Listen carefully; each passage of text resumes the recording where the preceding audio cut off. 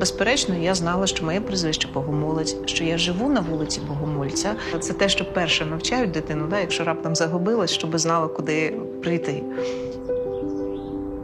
І я знала, що, по-перше, цей парк посадив мій прадід, і цей парк, в якому гуляють люди, і що я маю його доглядати, бо це мій обов'язок. Якби ще до школи ми ходили, прибирали разом з мамою, ми ходили, поливали квіти.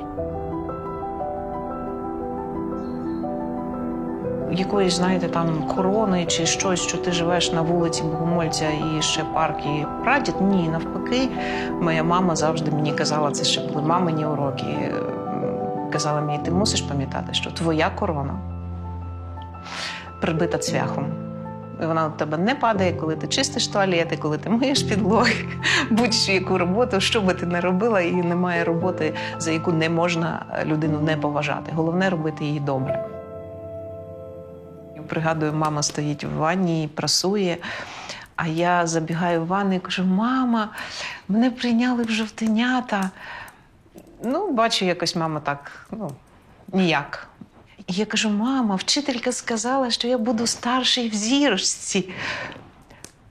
А мама так дивиться на мене, якось так дивно. І каже, а що ти будеш робити, як старша в зірочці? Що тобі вчителька сказала? А я кажу, вчителька сказала, що я буду їй просто розповідати про інших дітей, що вони говорять. І тут мама так дивиться на мене дуже-дуже серйозно і каже мені, ти не будеш старший в зірочці. І потім додає абсолютно незрозумілий для мене набір слів. Мама каже на російській мові, стукачей в нашем доме не было и не будет. Розуміння честі. І от для мене розуміння репутації, воно є значно важливіше, ніж багато інших речей. Пам'яті моїх всіх предків, які 600 років служили Україні, 600 років, і ніхто не схибив. Ніхто не крав, ніхто не зраджував. Всі сплачували податок кров'ю. Власне, нашу гілку зберігла мати Олександра Олександровича Софія Богомолець, яка, незважаючи на те, що вона була дворянського походження, вона була з народовольців. Народовольці, і тоді це, власне, були одні з перших проукраїнських угрупувань, які говорили українською мовою і які боролися за те, щоб земля належала не олігархам-феодалам, а належала людям, які на ній працюють. Вона була приговорена до смертного вироку спочатку. Після народження в Лук'янівській в'язниці мого прадіда було замінено на пожиттєве ув'язнення, і їй пропонували відмовитися від своїх ідей. Але вона не погодилась підписати мирну угоду, і в 27 років пішла пішки в кандалах по етапу до Сибіру. Вадим Михайлович Богомолець, генерал Хорунжий УНР, автор першого і єдиного закону України про флот, який очолював в 19-21 роках Комітет спасіння України в Константинополі. Микола Федорович Богомолець, георгіївський кавалер, який командував бронедивізіоном, тобто це дивізія бронепоїздів під час Першої світової війни, тобто це білий офіцер, і його судили військовим трибуналом за відмову здатися союзникам після Першої світової війни.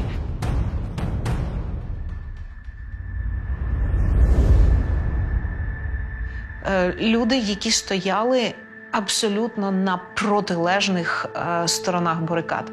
Не просто протилежних, вони були ворогами. Я з величезною повагою ставлюсь і до одного, і до іншого. І я розумію, що будь-яка спроба знайти правду там, в минулому, яка зможе їх поєднати, вона неможлива. А їх поєднує сьогодні тільки моя повага. Я поважаю вчинки одного, поважаю вчинки іншого. І можу сказати, що їх об'єднує тільки майбутнє. Це я це мої діти, це можливість роду жити далі і можливість будувати країну. Знаєте, я дуже люблю цю фразу, яку приписують Конфуцію: перемагає не самий сильний, перемагає той, хто йде до кінця. От вона з тих людей, які йдуть до кінця. Ще, мабуть, перші класи школи. З батьком бігаємо по лугу, і батько мене вчить падати. І каже мені: ти знаєш, в житті дуже важливо, ти вже навчилась ходити, ти вже навчилась бігати, тепер у тебе наступний етап. Ти мусиш навчитись падати. І для того, щоб ти завжди вміла падати, я просто буду тобі ставити підніжки. І от ми з ним бігаємо, і він мені ставить підніжки, я падаю, він знову біжимо, знову підніжка, я знову падаю. І в якийсь момент я вже більш-менш навчилась від нього там якось увертатися від цих підніжок. Він каже: ну, ти молодець, тепер завдання ускладнюється, тепер я тобі буду ставити підніжки, і тільки вже коли верблюжих колючок. Ти мусиш, перше, розуміти, що ти летиш, в процесі отримати задоволення і намагатися думати, коли ти долетиш до цієї верблюжої колючки, як тобі треба викрутитись так, щоб вона тебе менше поколола, як скоріше встати. Оці батькові уроки, як падати в житті, я думаю, що вони для кожного дуже важливі, тому що ми розуміємо, що ти падаєш в житті не тільки коли тобі... Власне, часто бувають і підніжку тобі ставлять, і часто буває, що і верблюжі колючки дуже сильно коляться. Але найважливіше розуміти, що коли ти падаєш, ти летиш. І в цей час ти мусиш думати, як ти будеш скоріше підніматись. Коли вона починає щось робити, враження, що вона абсолютно божевільна. Це неможливо зробити. Я раціональна, адекватно мисляча людина, я розумію, що цього неможливо. Вона починає збирати навколо якихось однодумців, вона починає переконувати, вона починає підтягувати якісь ресурси, які здаються неможливими для тебе і абсолютно нормальними для неї, і починає конструювати нову реальність. Одним з таких прикладів конструювання нової реальності для мене стало відродження папірні Києво-Печерської лаври, яка сьогодні є замок Радомис.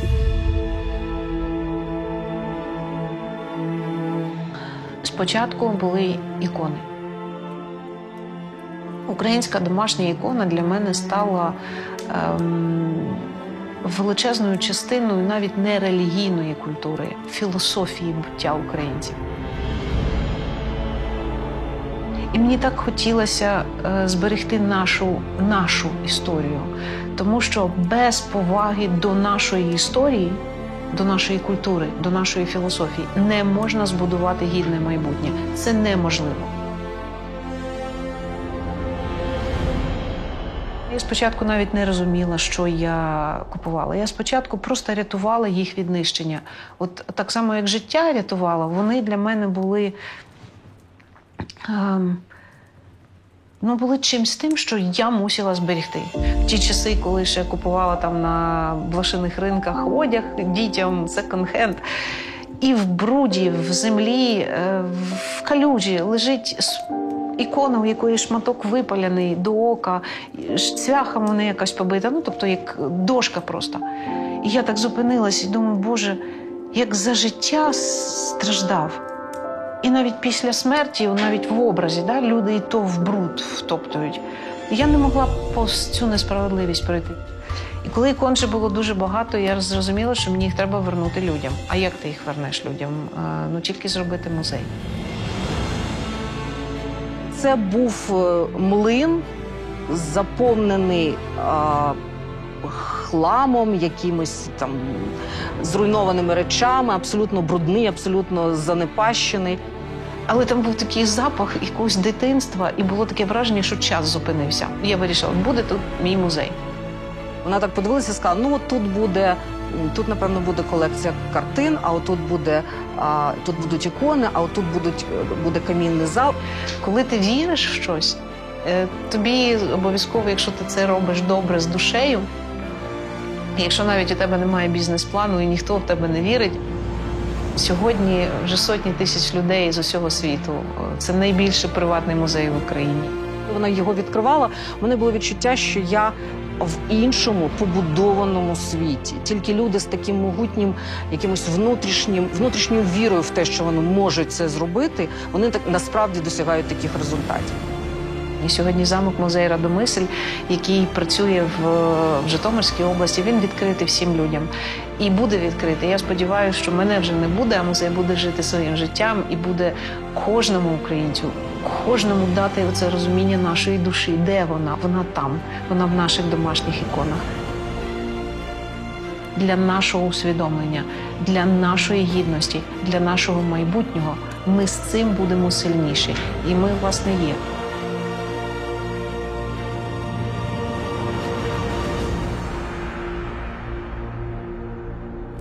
З Ольгою ми дуже часто проводили літо в селі в Карпатах у наших друзів. І вона сприймала це громадське життя, вона його відчувала. Коли ми з нею гралися навіть в іграшки, то в нас ігри завжди були такі, що от медведик зламав собі лапку, і медведика треба везти в лікарню, і треба його бінтувати.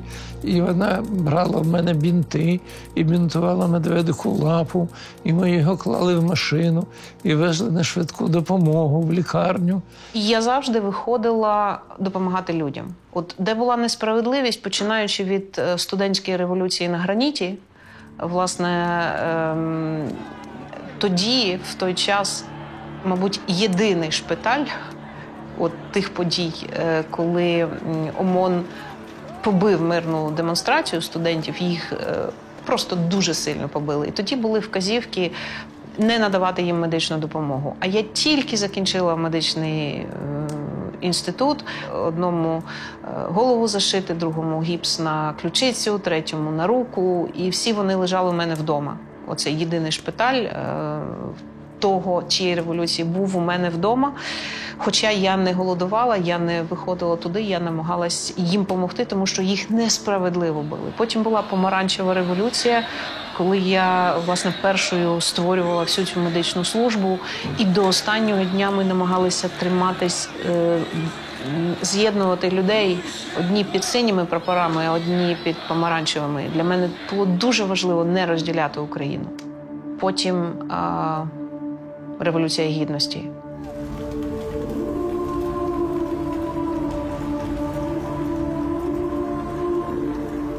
Вона була зовсім іншою. Вона була просто кардинально відрізнялась від того, що було під час помаранчевої революції. І по усвідомленню, і по рівню трагізма. І мій Майдан, знаєте, люди там збираються, якісь мають позитивні згадки, хтось згадує там якісь перемоги, якісь барикади брали, якісь шини палили. У них є позитивні почуття. У мене немає абсолютно ні одного позитивного відчуття від Майдану. Для мене Революція Гідності – це трагедія за трагедією, помилка за помилкою. Це просто речі, які не може допустити ні один політик, який себе поважає, ні один. Якщо таке відбувається, він мусить наступного дня, президент чи будь-хто, вийти, стати перед людьми, вибачитись, сказати: послухайте, ці будуть покарані, ці будуть покарані, не може бути насильства. 1 грудня я вже була на Банковій. Коли людей били, розганяли, за що? Люди прийшли просто за справедливістю. І за це їх побили. В той момент я розуміла, що влада настільки деградувала і настільки взагалі не розуміє, як управляти країною, що добра не бути. І тоді я почала формувати медичну службу. Я думаю, що просто вона не могла бути в іншому місті. Не тому, що вона хороша, ідеальна, погана.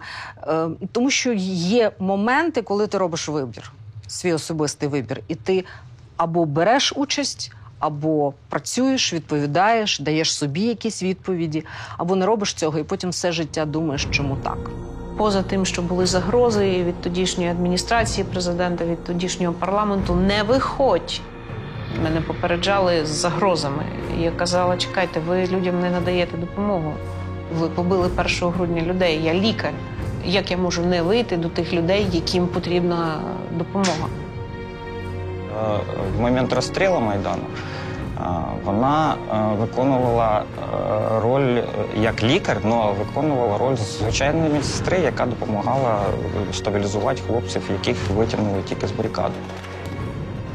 руки замерзали, треба було працювати, і оця весь час кров на руках. Знаєте, ти в рукавичках, і рукавички нема часу знімати. Навіть розумієш, що навіть не можеш телефон витягнути, подзвонити, тому що руки мокрі від крові. Навіть спитати, чи дитина просто трубку візьме, чи вона десь є, бо її не видно, а тут. І розумієш, що нема як. Я не впевнена, що я би свою дитину впустила. Але я, як дитина своєї мами, я їй дуже вдячна за те, що вона давала мені таку можливість. Тобто вона, може, і була проти, але це мій вибір. І ясно, що вона переживала, і вона завжди казала: ні, не йди. Але це моя мама, вона мене знає. Вона прекрасно знає, що я піду.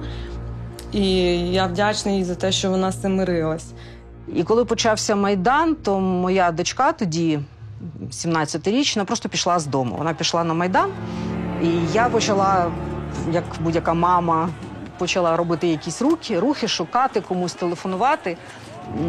І там через якийсь час мені позвонила Оля і сказала: ти не хвилюйся, Маша разом з Катєю. Я питаю: ти їх бачиш, вони поруч з тобою? Вона сказала: ні, вони не поруч зі мною, але я думаю, що з ними все буде добре.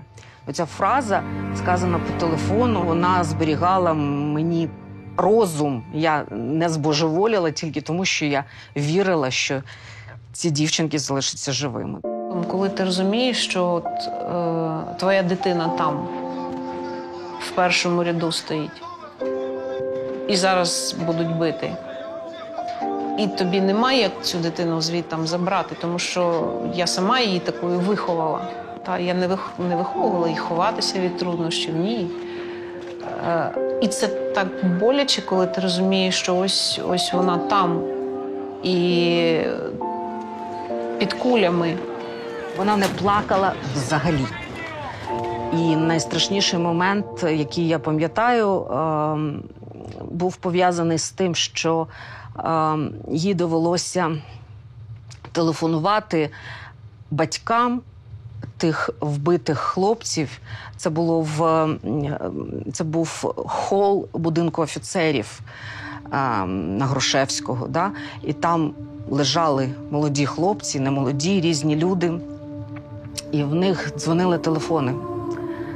І їй довелося самостійно, їй і ще одному нашому товаришу, якого вже нема серед нас, їм доводилося брати трубки телефонні і відповідати батькам, що от їх сина, їх батька, їх товариша, їх чоловіка вже немає. Я думаю, що це один з найстрашніших моментів в житті. І я не знаю, як вона це пережила.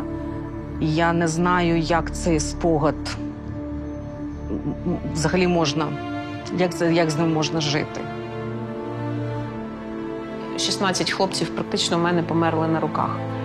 Це, знаєте, для лікаря, я взагалі, під час навчання я перфекціоніст. Якщо я вчусь, то я вчусь на відмінно. Якщо я лікую, то я лікую на відмінно, тому що у мене тільки один суддя – це Господь Бог. А я знаю, що Він мене спитає, чи я все зробила, щоб врятувати цю людину. Чи я десь не схибила, чи я десь помилку не зробила. І коли ти розумієш, що ти знаєш практично все, щоб врятувати життя, а тобі не дають навіть шансу. Тому що цей клятий снайпер цілить так, що в коронарній артерії, прямо в серце, прямо в мозок. Навіть якби це на операційному столі відбулося, у тебе б не було шансу врятувати життя. І ти стоїш, у тебе просто мозок закипає від несправедливості, від того, що ти не розумієш, що зробити, щоб це зупинити. І після цього всього сказати: окей, я тепер піду далі, буду там бізнесом займатися, буду людей оперувати. Вже не було як. Тому що я чітко розуміла, що Господь залишив мені, моєму чоловіку, який був там і який приносив цих поранених, моїй дочці, яка була в мобільних бригадах під кулями. Він залишив мені життя. І, значить, я мушу змінити цю країну, тому що Революція Гідності, яка, власне, була третьою революцією, вона не закінчилась. Чому не закінчилась? Тому що політичні еліти ми не змінили. Ми не змогли на Майдані сформувати, у нас не вистачило сили, досвіду, уміння. Ми не вміли як протистояти тим гібридним різним процесом, які йшли для того, щоб не сформувалася нова сила. Ми не змогли, ми це не зробили. Ми ще боремося, у нас дуже багато роботи. Я не розділяю на сьогоднішній день, абсолютно не розділяю політику, яку ведуть очільники нашої держави. Єдиний критерій, один єдиний критерій оцінки ефективності державної політики – це тривалість життя, збільшення тривалості життя і зменшення смертності. Української нації не стане через 180 років. Ця територія буде заселена іншими народами, іншими національностями, буде інша мова, інша віра, інша армія. Я точно знаю, як мені збільшити тривалість життя українців. І я точно знаю, що для мене немає іншої цінності, ніж життя. Життя бабусі, життя дідуся, життя дитини, тому що це те, для чого я, власне, прийшла в цей світ. День меланоми – це моя перемога. І я можу сказати, що от тільки на власному ентузіазмі, на тому, що мені вдалося зробити команди, а сьогодні це тисячі лікарів по всій Україні, це 10 років огляди безкоштовні, які ми проводимо. За останні 5 років на 15% по всій країні зменшилась смертність. Люди не знають про те, що я їм врятувала життя. Вони не знають. Вони просто живуть, народжують дітей, лікарі їм своєчасно ставлять діагноз меланома, видаляють. І я розумію, що я це зробила. І я розумію, що я можу зменшити смертність від інфарктів, від інсультів, від онкології. Я точно знаю вже методологію, вона вже перевірена.